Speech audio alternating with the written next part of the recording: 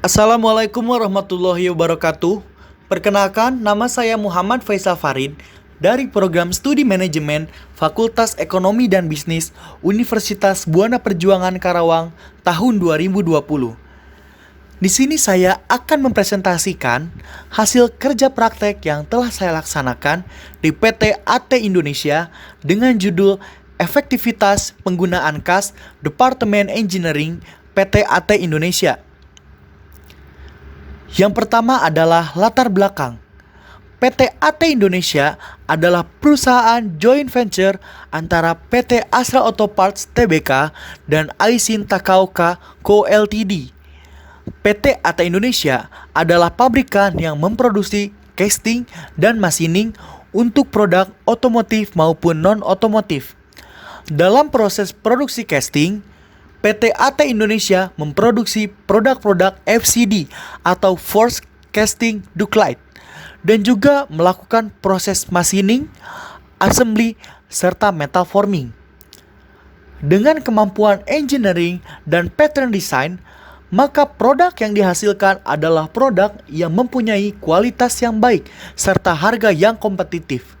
Slogan kami adalah One Team Best Future with Speed, Change, and Energy, dengan didukung dengan tata nilai perusahaan yaitu Aku Prima, terpercaya dan handal, fokus pada customer, semangat keprimaan, dan kerjasama.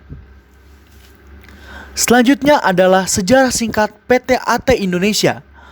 Pada bulan Mei tahun 1996, PT AT Indonesia melakukan pembangunan yang bertempat di kawasan industri KIC Karawang dan mulai beroperasi pada bulan Juli 1997.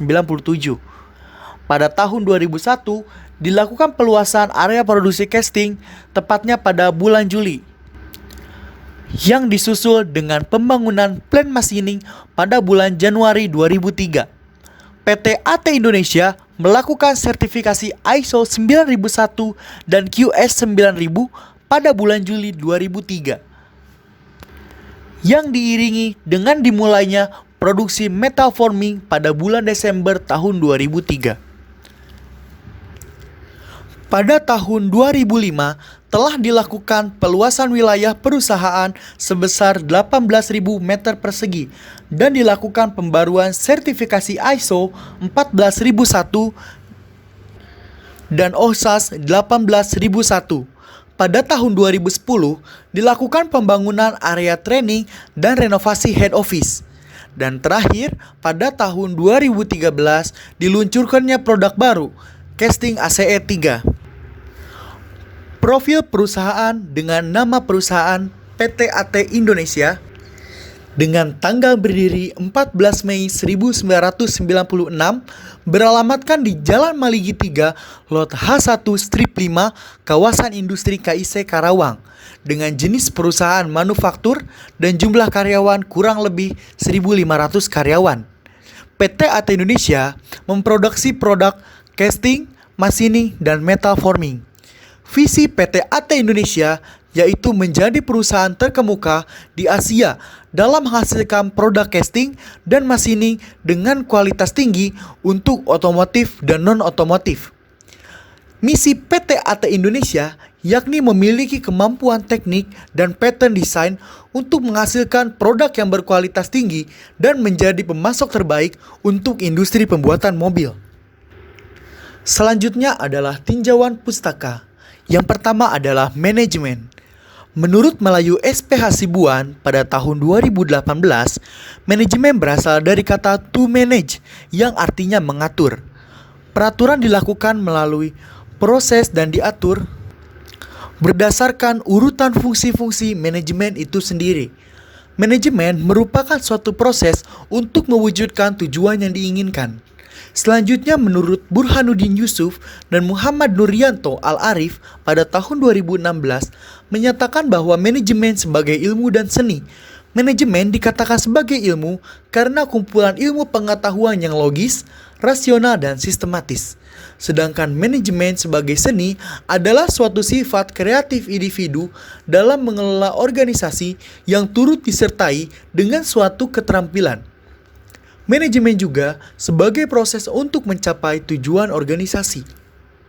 Sebagai proses untuk mencapai tujuan, diperlukan perencanaan yang matang, pelaksanaan yang konsisten, dan pengendalian yang kontinu agar tujuan yang diinginkan dapat tercapai dengan efisien dan efektif. Selanjutnya adalah manajemen keuangan. Menurut David Wijaya, pada tahun 2017, manajemen keuangan berkaitan dengan pengelolaan keuangan seperti anggaran, perencanaan keuangan, kas, kredit, analisis investasi, serta usaha memperoleh dana. Manajemen keuangan merupakan suatu ilmu dan seni. Bila suatu perusahaan menerapkan fungsi-fungsi manajemen dengan baik, maka seluruh aktivitas akan berjalan dengan efektif dan efisien, sehingga tujuan akhir perusahaan dapat dicapai, yaitu memperoleh laba. Menurut Ahmad Faisal, Rande Sambe, dan Samah Patihusiwa pada tahun 2017.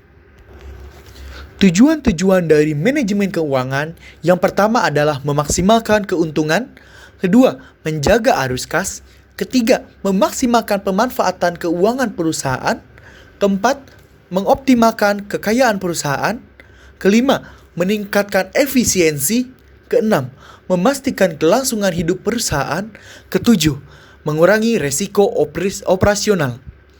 Sedangkan fungsi dari manajemen yaitu yang pertama adalah keputusan investasi, yang kedua adalah keputusan pendanaan atau pembelanjaan, yang ketiga adalah putusan dividen.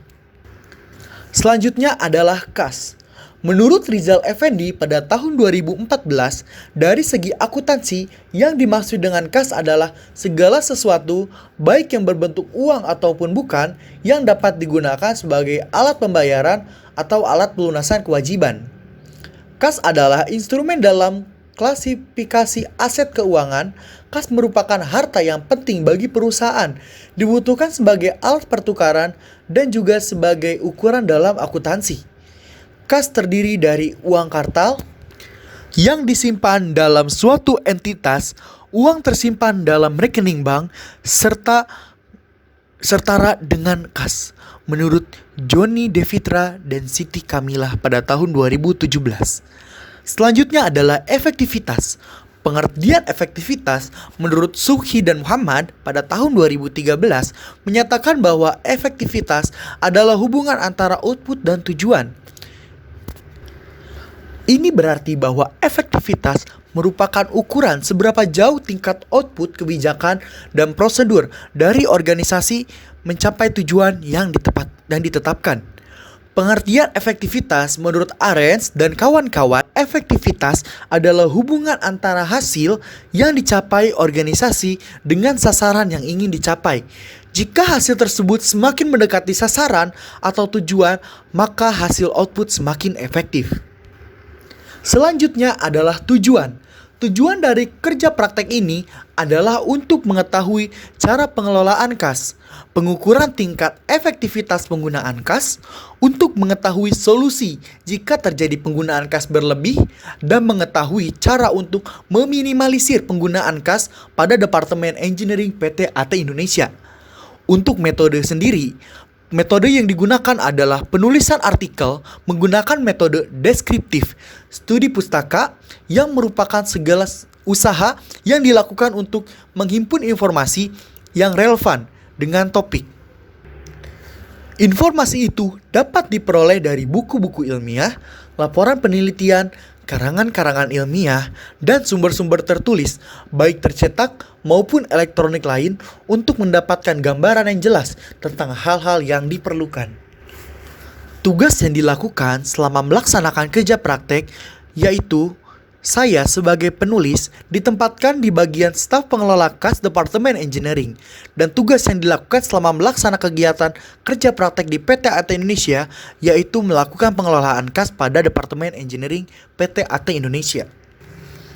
Dengan tugas utama yang dilakukan selama melaksanakan kegiatan kerja praktek yaitu melakukan pembaruan laporan Cost Reduce Plan atau CRP, yang artinya adalah laporan yang berisikan tentang upaya penekanan penggunaan kos dengan berbagai cara, seperti penggunaan tools bekas layak pakai modifikasi tools, rekayasa engineering, penggantian vendor, dan improvement dari operator.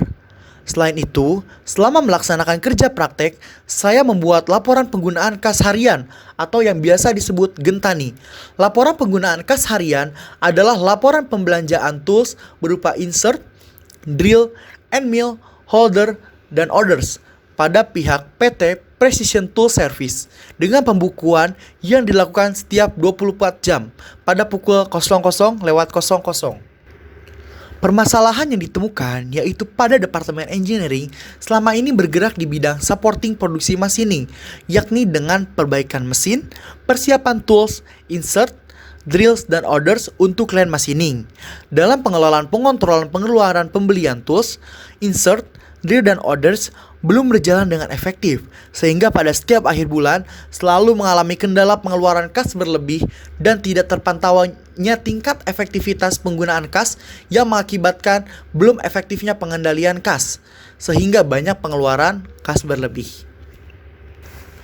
Maka dari itu dapat dibuatkan solusi, yaitu dibuatkan Gentani Board pengendalian kas yang berfungsi untuk pengontrolan penggunaan kas harian sehingga dapat terkontrol apabila terjadi pengeluaran kas berlebih.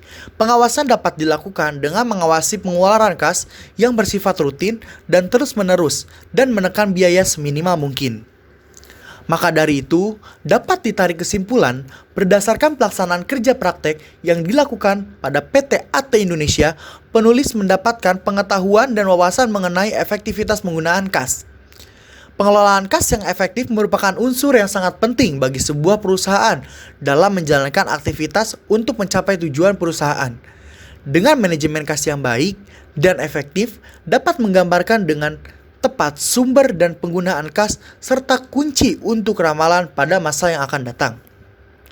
Maka dari itu, penulis dapat menyimpulkan bahwa setelah dilakukan pencatatan pada Gentani Board, pengelolaan kas Departemen Engineering pada PT AT Indonesia memiliki cara pengelolaan kas yang baik sehingga pengeluaran kas tidak terduga bisa diminimalisir.